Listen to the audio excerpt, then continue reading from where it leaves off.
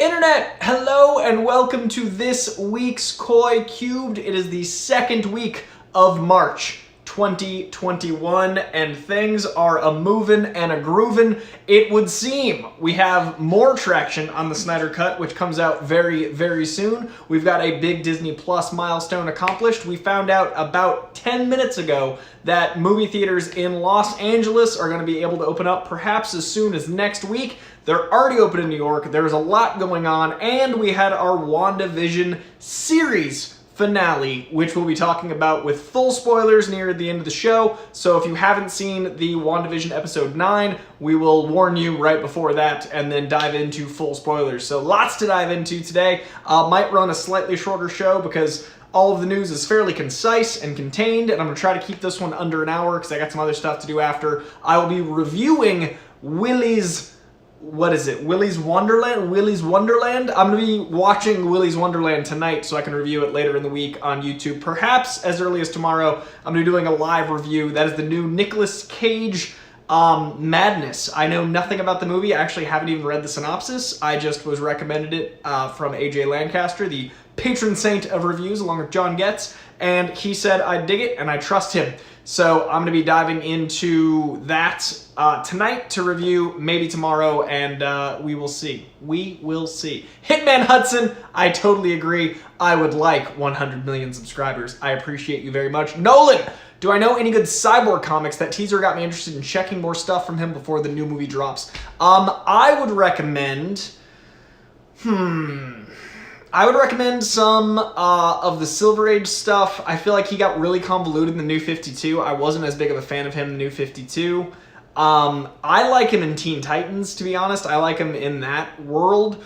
I would check that out, Teen Titans Cyborg stuff. I can't off the top of my head think of any solo stuff, but you're going to want to look for, you know, your George Perez, your Jim Starlin, that era, and that Cyborg is what I'd recommend. All right, let's dive into some news, you lovelies.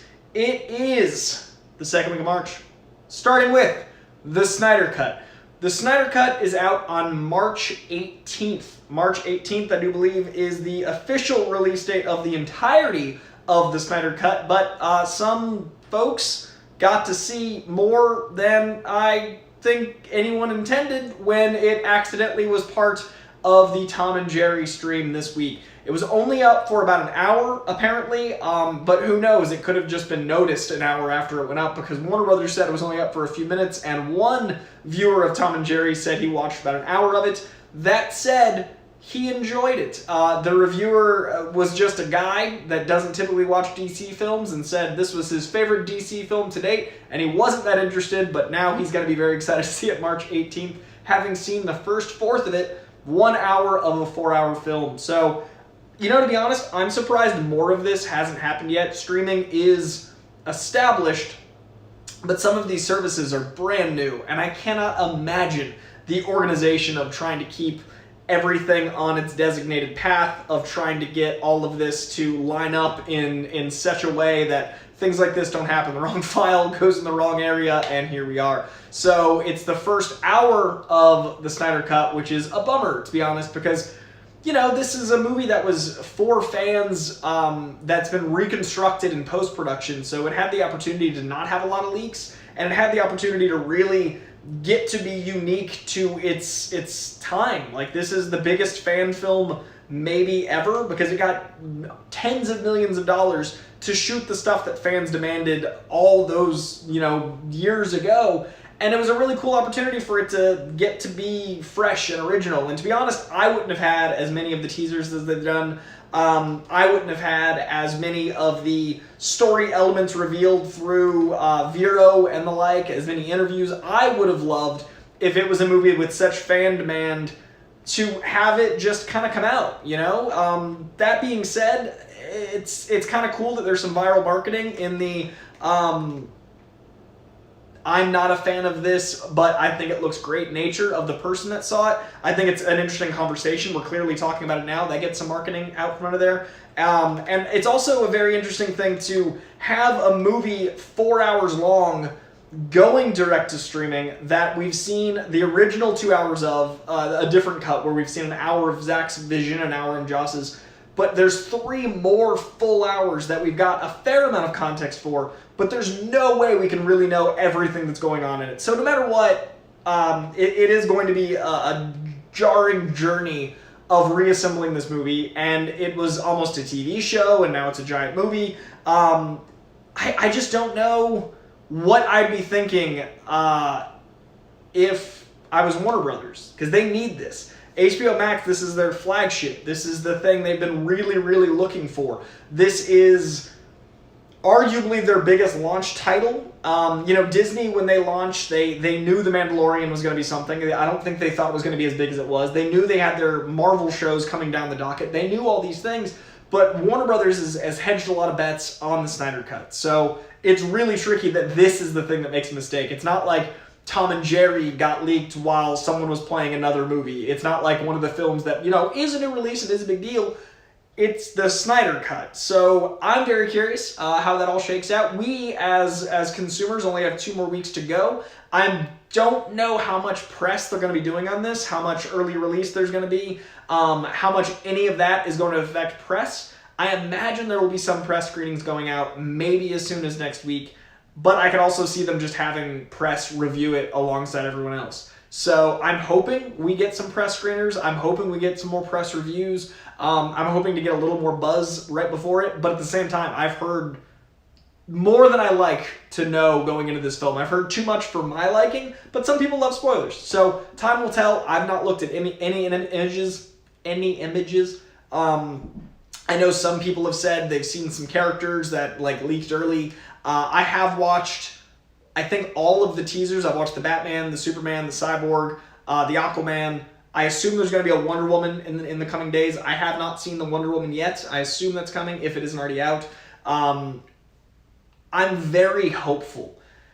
That being said, this is now a universe that they've moved into different versions of. Now we have the Batman coming out. Now we have Shazam. Now we have what we get post Wonder Woman 84. And I don't know how it's going to lapse for just a second. I'll wait for it to reconnect. We're reconnecting attempt 1, and we're reconnected.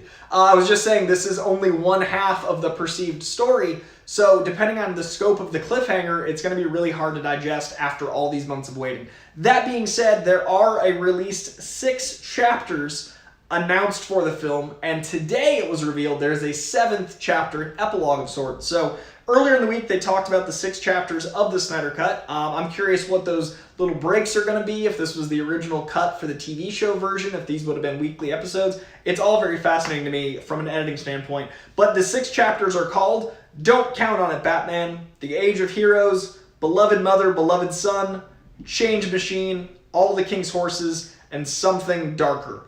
Now, I imagine Don't Count on It, Batman is him assembling the Justice League and it, having fun little riffs and conflicts. Spidey Cat has joined the show. The Age of Heroes is the noble idea of what the Justice League can be, talking about the Age of Heroes that they never thought would come to pass. So, that's your late first act assembly. Beloved Mother, Beloved Son, I assume is going to be Superman-based. Change Machine, I assume, is Cyborg, him being the heart of the film. His evolution, his origin, his everything. All the King's Horses is, them falling down a certain crises, couldn't put them back together again. And finally, Something Darker, I assume, is Darkseid. That one seems like the most obvious of them. The Something Darker conclusion where we meet Darkseid and all those things. Very intrigued. And the epilogue is now, know what the Snyder Cut is, how it is, what those 4 hours feel like, all of the above. We have a mere 2 weeks to wait. Actually just over a week. We've got 9 days to wait. A week from Thursday, we get the Snyder Cut after all these months, which is very exciting stuff. So we will see. That's going to be it for our big DC news. In smaller DC news, we're about to go on hiatus with Lois and Clark, which is breaking all sorts of ratings. We talked last week about how Superman and Lois got a second season after the first episode. Before even the second episode had aired, it got a full second season. So that's really exciting. It is going on hiatus, and The Flash is already airing. I have a lot of love for The Flash. The Flash cast is one of the sweetest and coolest casts ever assembled, so I will always be a big supporter of Flash.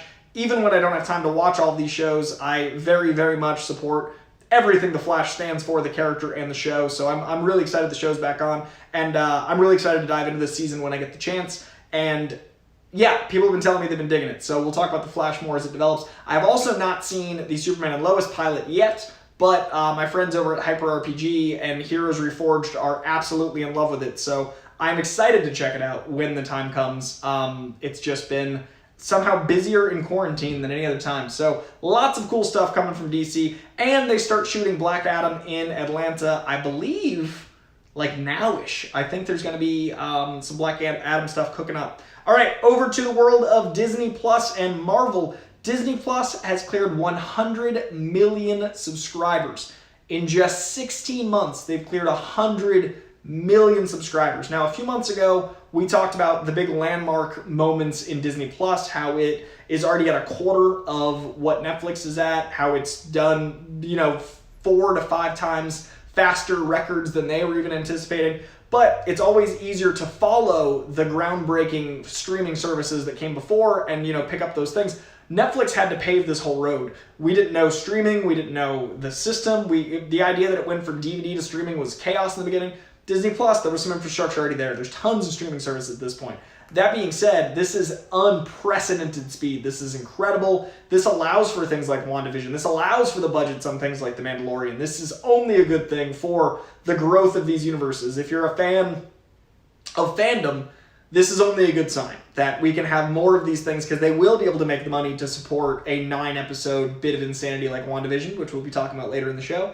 And the budgets in these shows are no joke. WandaVision is just shy of 6 hours, and the budget is like a large movie, especially those last episodes.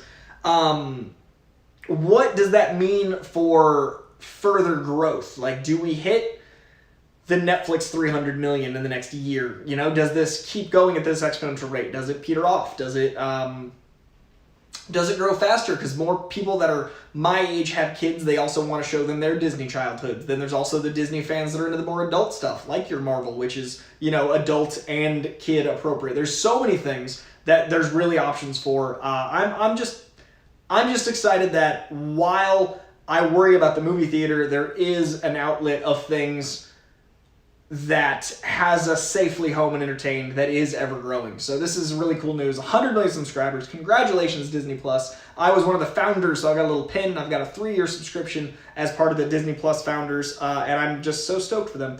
Speaking of WandaVision totals 5 hours and 50 minutes.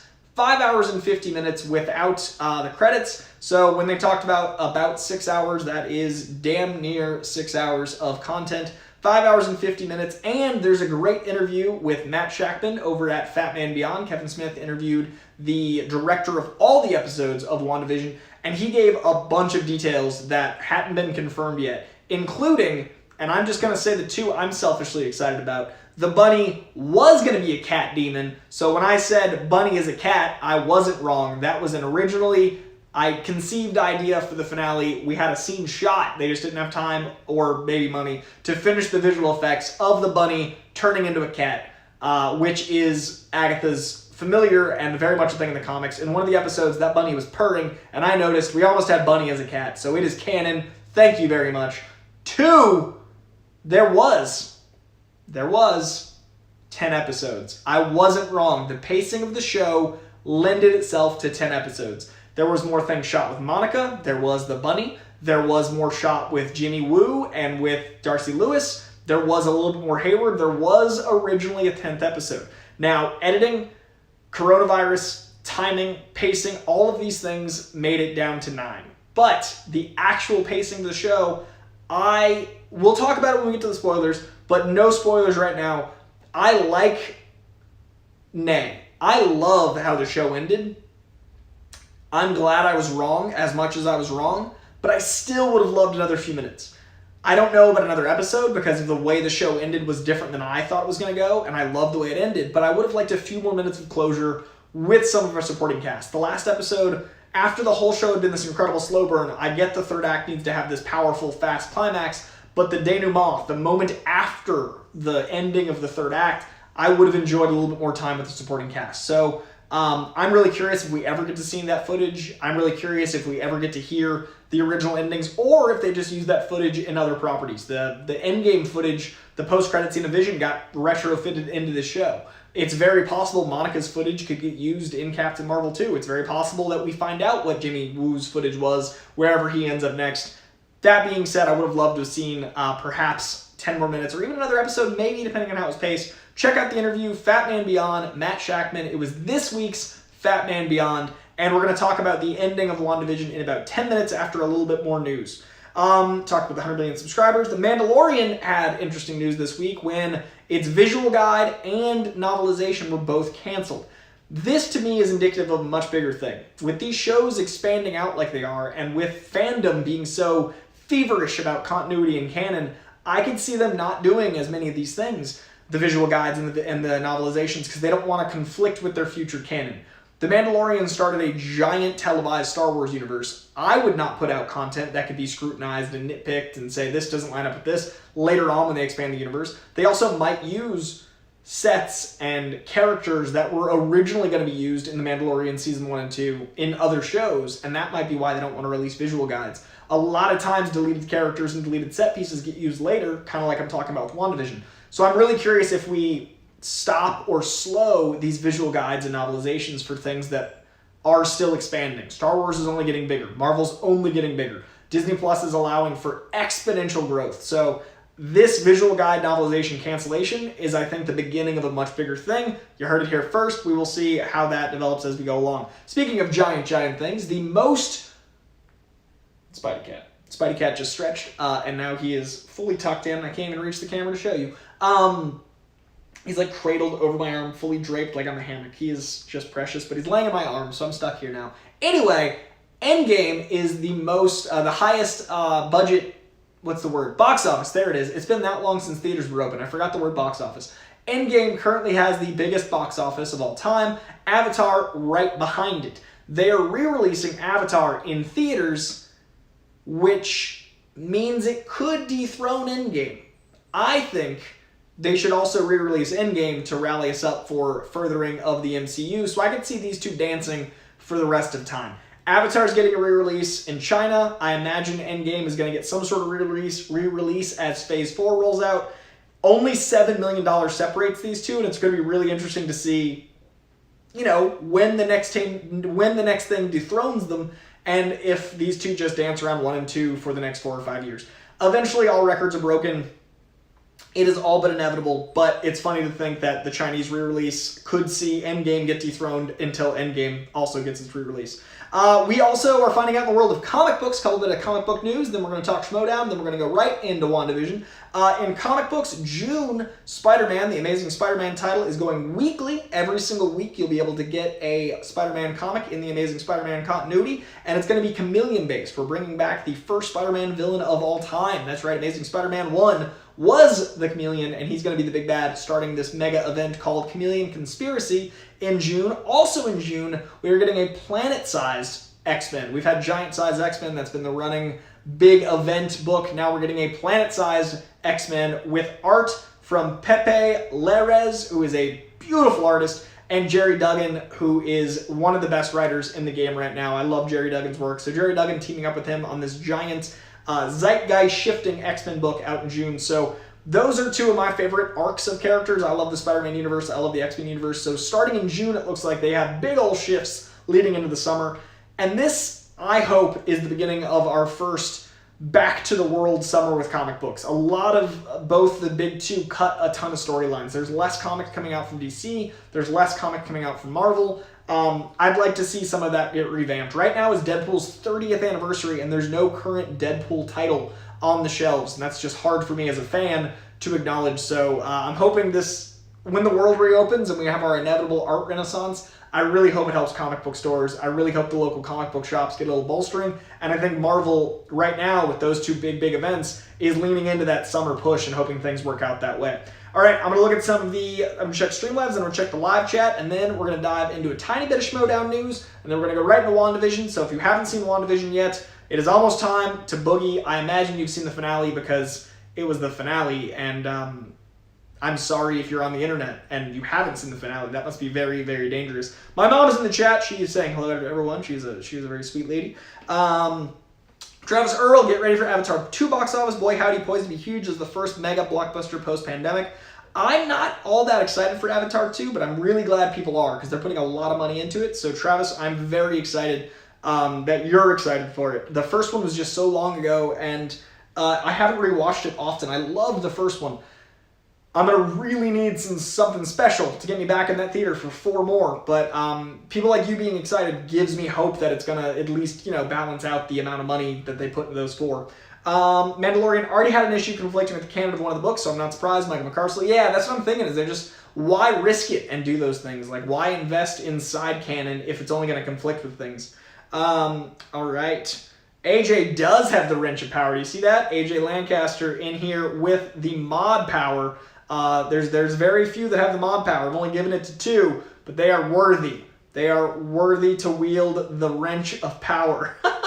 Travis is also saying the Dark Side trailer dropped today and blew my mind. I have not yet seen the Dark Side trailer. I want to now, though. Shit. I was about to say I don't want to because I want to watch the movie, but it's only a minute. And I fucking love Dark Side. And I hope he double dips. If Dark Side doesn't double dip, I'm out. If there's no double dipping, read Mr. Miracle. What up, Maddie? Welcome to the chat. All right, you lovelies. We're going to dive into a little bit of Schmoedown news. Then we're going to talk WandaVision. Then I'm going to give you some recommendations for comics. And then we're out of here. Schmoedown. We had our first episode air last week on YouTube. If you haven't seen it, I won't reveal what happened. Our second episode is on Patreon right now.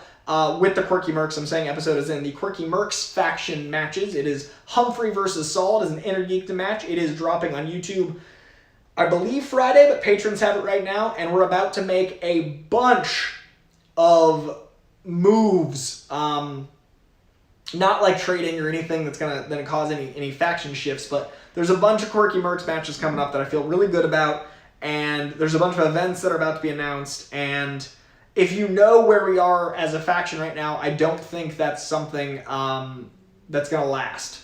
So I'm very excited for all of this to come the next couple weeks. A lot of big stuff coming for the Quirky Mercs. Nothing I can talk about just yet, but there is a event coming in April that I'm particularly excited about that you will want to watch on pay-per-view or be a patron for. You're not going to want to have it spoiled. I assume. We haven't filmed it, obviously, but from the stack of what's to come, I'm very excited by the card as it is now, because holy crap, it's going to be crazy. All right, WandaVision episode 9. That was my time of stalling to let you get out of here. I gave you your spoiler warning, and then I vamped. Get out of here. WandaVision episode 9, full spoilers, the series finale. Diving in now. I couldn't warn you anymore. I love being wrong when it means characters have better development. I described WandaVision as the anti-Iron Man 2. And a lot of people asked me what that meant, and then I explained it on Instagram. But if you guys don't follow me on Instagram, please do. But also, I'll tell you here. Iron Man 2 to me was trying to grow the universe more than grow the character. Iron Man 2 to me was trying to jump to Avengers. It tried to put in too much. One of the best examples I can think of in Iron Man 2 is in Iron Man 1, Cap's shield was in the background in one shot, and everyone lost their mind because it was a beautiful, subtle Easter egg. In Iron Man 2, that same shield is then held, made jokes about, and then shoved into a thing to make the arc reactor work, and that's the opposite. It loses all of the nuance of the Easter egg. It's like a prop, and it feels lesser. So it just didn't work for me. And a lot of things in Iron Man 2, like the villain didn't quite work. I loved Justin Hammer. He felt underused because they were trying to do too many things, I felt. That's my experience with Iron Man 2. It's too many cooks. It's too many moving parts. WandaVision, if I'd been right and any of my theories were true, would have also been that.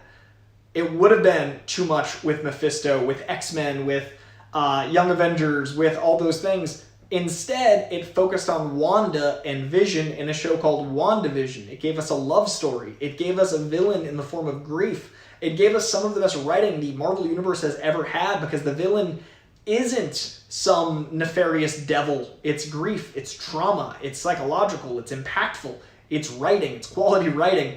I'm so happy I was wrong. And a metaphor in WandaVision for me being wrong that I was happy about was, instead of the big superhero fight between Vision and White Vision, the big superhero fight was between Vision and White Vision that ended with the ship of Theseus.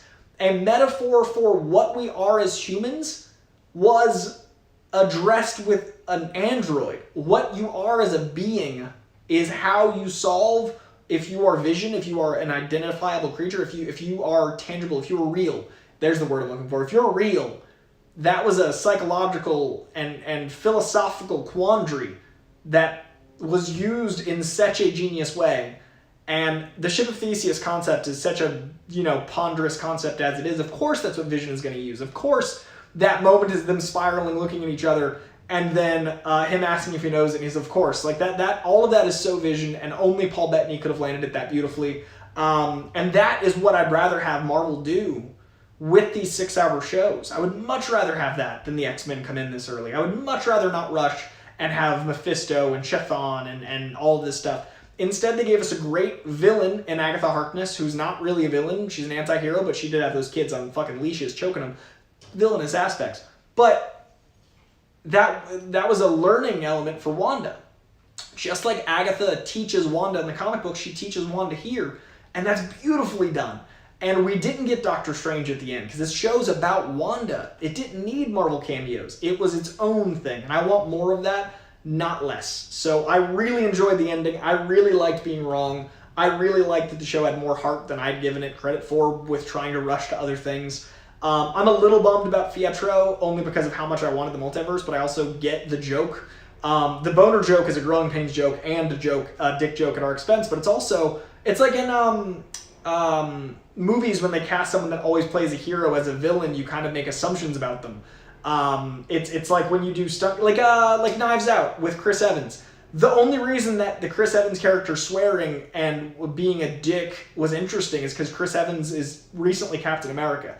If Chris Evans had played that guy after playing Human Torch or if he was an unknown, it wouldn't have been as impactful.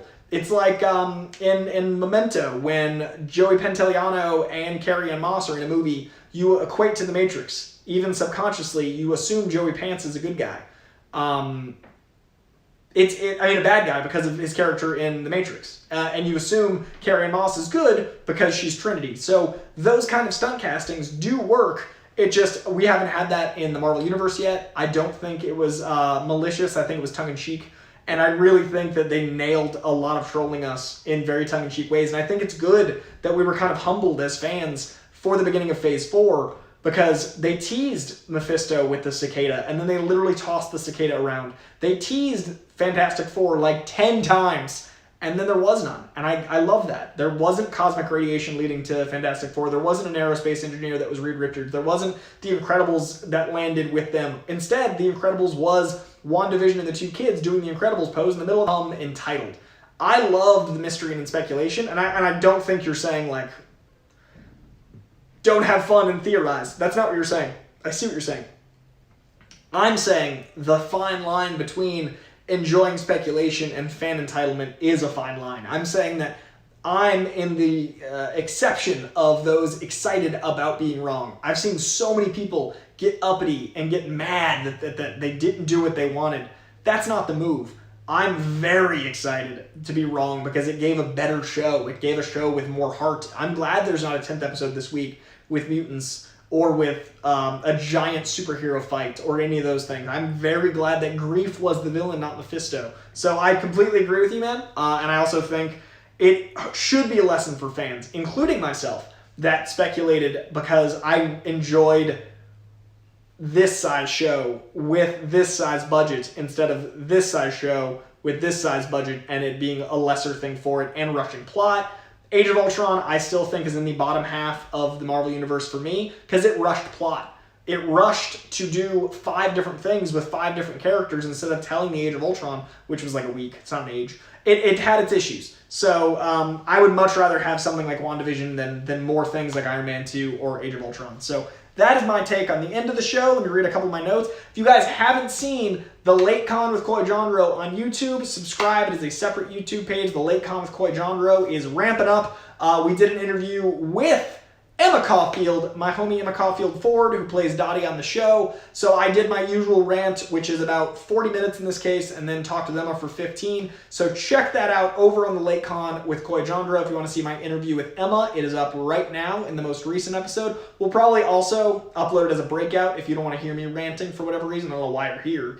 If you don't want to hear me ranting, this is a show with me ranting. But if you don't want to hear that, just check out the interview. That interview by itself is going to be uploaded soon over on that page. But subscribe to The Late Con with Coy-Jandreau, and I'll be doing this for Falcon Winter Soldier, for Loki, for What If, with everything going forward, and with SnyderCut. You can see my thoughts on SnyderCut as of Friday. When it comes out, I'll be doing a deep dive into that and Falcon Winter Soldier. So check that out on my Instagram, and then I shortened it, condensed it, and put it on The Late Con with Coy-Jandreau. So do check that out in addition to the show right here. All right. The best way to handle a rabid fandom: tell the story you wanted to tell, tease comic storylines, and let the marketing be its own perpetuating social media experience. Trolling where no one gets hurt because you focused on the heart, the humanity of the story itself. That is my main note. Don't listen to fandom and steer the ship astray. Let you tell your story. If you know what story you want to tell, stick to your story, and that's what this show did, and I love it for it. I love that the title of this was the series finale. It ties into the meta nature of the show. They also mention in the episode that WandaVision has been canceled. It's no longer broadcasting. Love that aspect, and it sets people up to know, like, no, we told our story. There is no season 2. That's not this kind of show. This is the conclusion of the story. Now, sure, they can do a WandaVision season 2 and tell a different story of WandaVision, but this story is completed. It's a series finale as it stands now, which is great. I think that was the move. I loved all the misleads once they landed. I'm glad there was no Stephen Strange, no Charles Xavier, no Multiverse, no Mephisto. Wanda, what an emotional journey and an impossible payoff. Her family lost and found and lost. Accepting her grief, doing the right thing, no mad woman syndrome, the trauma never healed but constantly dealt with.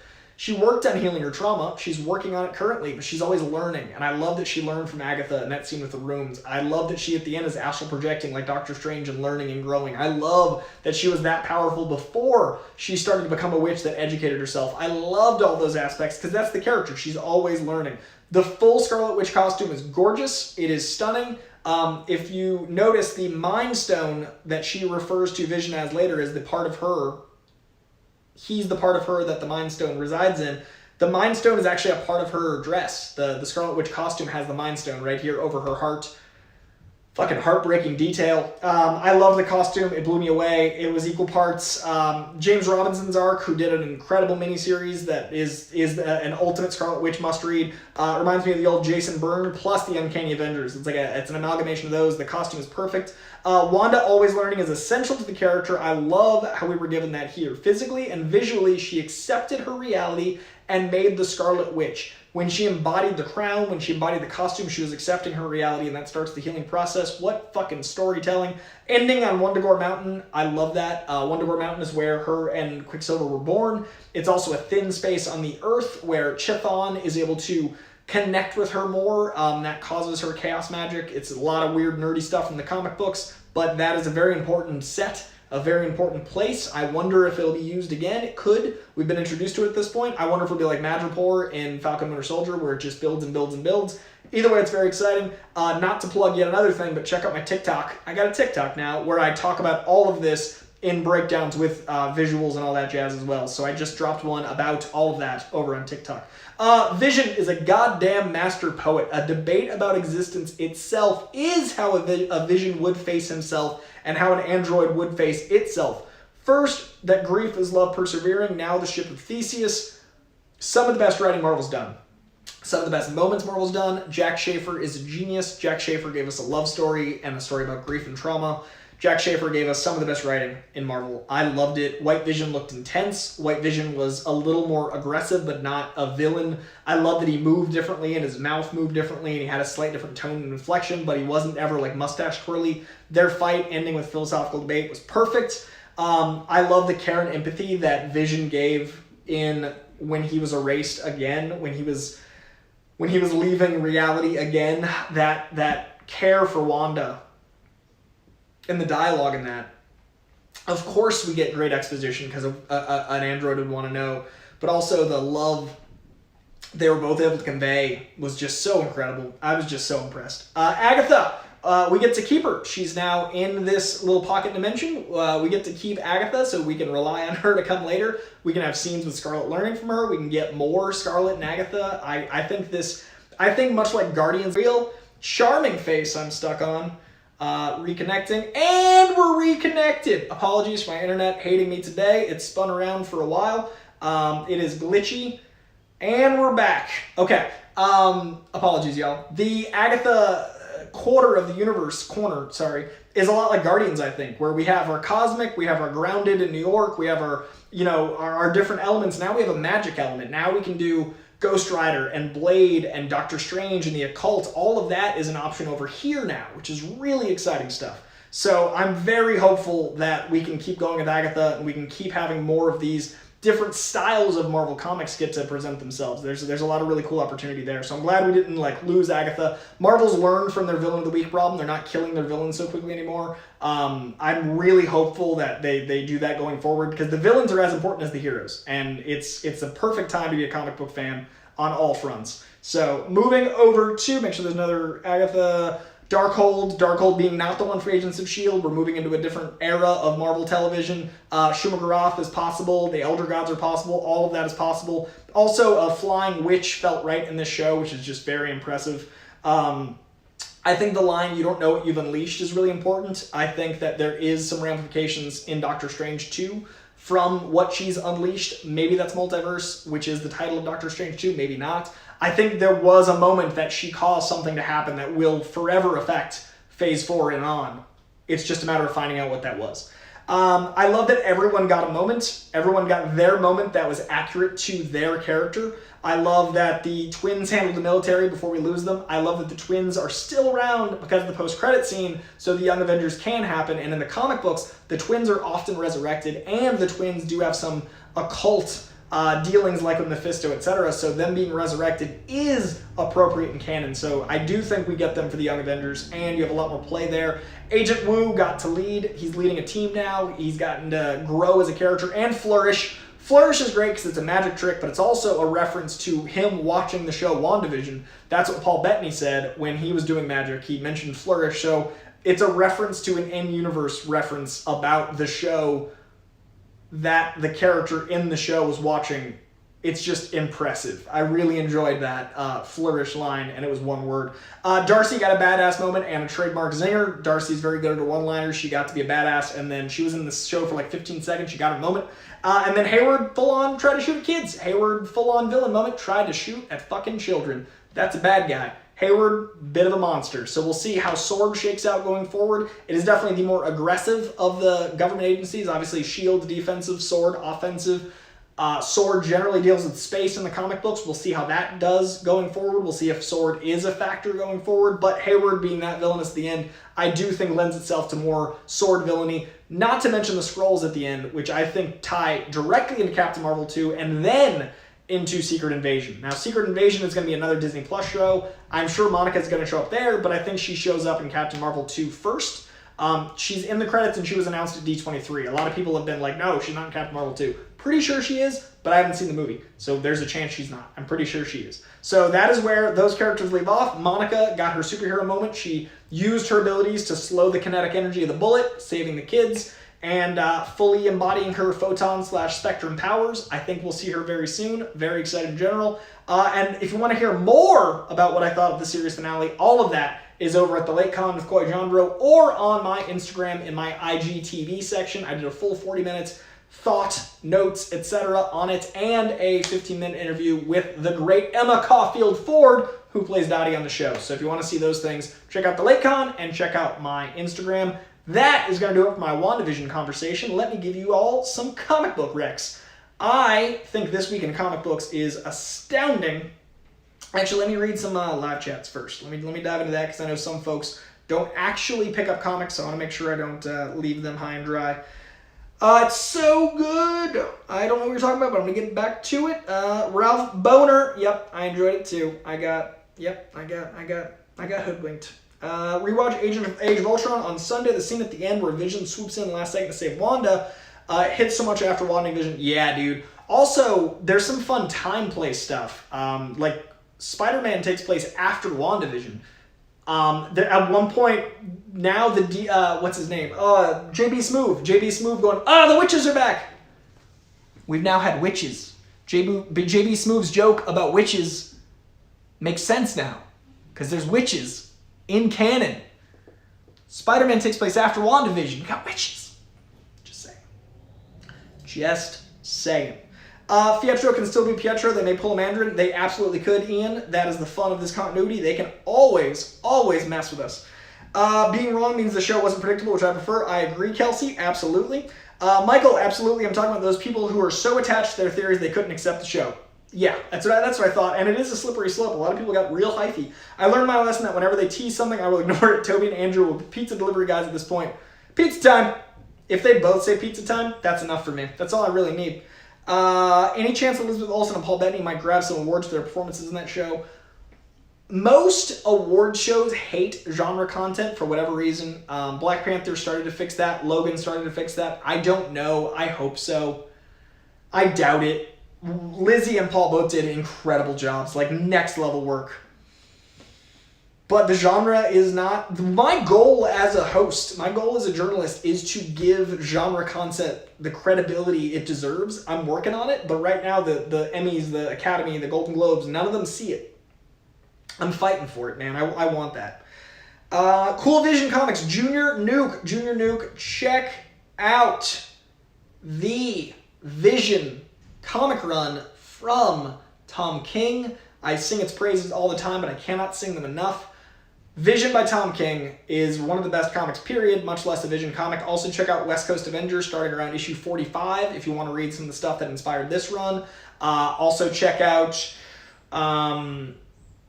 West Coast Avengers 45, Avengers in the Ultron era, like 38, that time frame, and then yeah, that's a good start. But mainly Vision by Tom King. If you want to just read a 12-issue run that feels concise, I would go there for a more contained journey. Just saw a super chat pop up. Let me check on that real quick and then scroll a little bit more. We've got Joel. I'm with you, Coy. WandaVision rocked for keeping a tight-knit story. Jack Schaefer's writing around the 5 stages of grief worked extremely well. Sometimes we repeat steps before reaching acceptance. 100% agree. I broke down those 5 points of grief with a visual over my TikTok. I think it was genius. We literally experienced in order with some backtracking, as you do in those 5 stages of grief. They wrapped up the 5 stages of grief in the show, and they nailed them all. And speaking of awards, the acting from both of them is just so astounding in those stages. I was so impressed. I completely agree with you, Joel, and thank you for pointing that out. I forgot to mention the 5 stages of grief. It is a very important part of the show. Very impressed. Scott, you got jokes. I respect this pun. It's the curls part of the show. He's buffering. Get it? Buffering. Haven't been talking about curls as much because I am working on my mental health in March. March is mental health month for me. So I'm doing anything that makes me happy for this month. So if I don't want to work out this month, I'm like, it's not going to make me happy. If working out will make me happy, I'm going to do it. I'm going insane in quarantine. It is now approaching a year. So my curls for March is saying fuck it unless I want to. So I'm a little bit more flexible with my diet this month. I'm a little bit more flexible with my workouts. I enjoy working out, luckily, so I've been working out some. Like some people, if they made that resolution for March, they just wouldn't. I enjoy working out. I ran yesterday. But March is that. April is everything is fitness-based. April is every decision I make is fitness-based. April is literally a half gallon of water a day minimum. April is a workout every single day, stretching 5 times a week. April is going to be the opposite. March is fuck it. St. Patrick's Day is this month. I'm going insane. I'm having a hard time in quarantine, so March had to be mental health. That's why curls has been a little less conversation. February was vegan, which was really fucking hard. I made it through, and now March is the opposite, and I'm just living. But I appreciate it. All right, we got... as a man of science, there's only one explanation for this. Witches. Ian gets it. Yes, definitely check out Tom King's Vision. That is everyone in the chat's recommendation. That is the move. That is the move to make. Mental gains are important too. I agree. They introduced the Darkhold in WandaVision. Do you think they'll use the Darkhold to introduce Werewolf by Night in the MCU? The Darkhold cursed Jack Russell in the comic books. I don't know if that will be the direction they go with the occult, because that could get cheesy in a hurry. But they were going to make the bunny the demonoid cat. It is very possible. I could see them going the occult way with Ghost Rider this time around. I could see Blade having more of those elements. Maybe we will get Werewolf by Night. It is possible because they've done weirder shit, and that would be fun. All right, before we wrap today, I'm going to give you guys some comic book recommendations for last week. My favorite books I read last week. Last week was a smaller comic book week because it was the beginning of a long month. So there's 5 Wednesdays in this month, so there were less comics on the first week of March. So the comics I recommended from last week, America Chavez #1, new great jumping on point for that character, who is showing up in Doctor Strange 2, I do believe, so you'll want to know who she is. Batman 106, Berserker #1, a book about and written by Keanu Reeves. Keanu Reeves written book with Keanu Reeves as the star, kind of, but like a Wolverine immortal. It's a crazy book. I recommend it. Berserker #1. Firepower #9. I'm loving this title. Infinite Frontier #0. This is where DC is going from this point. It's like a new start. Infinite Frontier is the kickoff for lots of DC goodness. Low #1. Noctera #1. 2 new titles just all together. Runaways 34. Sensational Wonder Woman #9. And Suicide Squad #1. Like I said, Infinite Frontier, you're going to hear a lot of #1s for a little while here because DC's just kind of starting over, with this continuity. And then this week, I recommend the books to pick up tomorrow. 3/10/2021 are Amazing Spider-Man 61, American Vampire 1976 #6, Batman Urban Legends #1, that's a Chip Zdarsky book on Batman, Children of the Atom #1, Daredevil 28, another Chip Zdarsky, this time over at Marvel with the best Daredevil I've read in a long time. Deadpool Nerdy 30 #1, the only Deadpool book in the shelf right now for his birthday. Deadpool Nerdy 30, big ol' anthology book. Green Lantern Season 2 #12, Eternals #3, Homesick Pilots #4, Immortal Hulk 44, Joker #1, Carmen #1, Nonstop Spider-Man #1, might be my most anticipated book in the year 2021. It is the great Joe Kelly writing Spider-Man with Chris Pichello on art. Joe Kelly writes some of the best Deadpool, period. Him on Spider-Man is going to be a delight. Chris Pichello drawing it. Nonstop Spider-Man is easily my pull of the week. Rorschach #6, Sandman Deluxe Edition Book 2. This is reprints of all the classic Sandman stuff. If you want to read Sandman, pick up these big volumes. Sensational Wonder Woman #10, Sheriff of Babylon softcover. All of Sheriff of Babylon collected in one softcover. Strange Academy #9, Superman 29, Taskmaster 4, Thor and Loki Double Trouble #1. If you've got kids, if you want a young adult, not a young adult, if you want a young all ages bolt, check out these Double Trouble books. They did a Spider-Man Venom one. It was delightful. This one is now Thor and Loki. So if you got kids, I recommend Thor and Loki Double Trouble #1. Wolverine Black and White and Blood #4. Wonder Woman 770, new creative team. And X Factor #8 are the books that I am checking out this week. Those are my pulls of the week. And that, I do believe, you lovelies, is going to do it for this week's episode. I want to make sure I didn't miss any. Oh, I did. I did miss the chat. Jesus! Hello, good sir. Jesus Gastelum. Hey, Coy, I hope that you're doing well. I think that WandaVision was pretty good. Did enjoy the finale. I can't get over Fiatra being reduced to a boner joke. Got $20 for some Kraken. Get the Black Label. Hey! I've actually never had Kraken Black Label. I like Kraken. I've never had the Black Label, but now I will because of you, good sir Jesus. I'm sorry you didn't like the finale. Pro tip, drink some Kraken and rewatch it. And I think you will. I think you will. I had a different experience, but you know, I love that we can see things from different points of view and still rock on into the next thing. And thank you very much. I will get some Kraken Black Label in your honor, good sir Jesus, and I appreciate you ever so much. Seriously, thank you.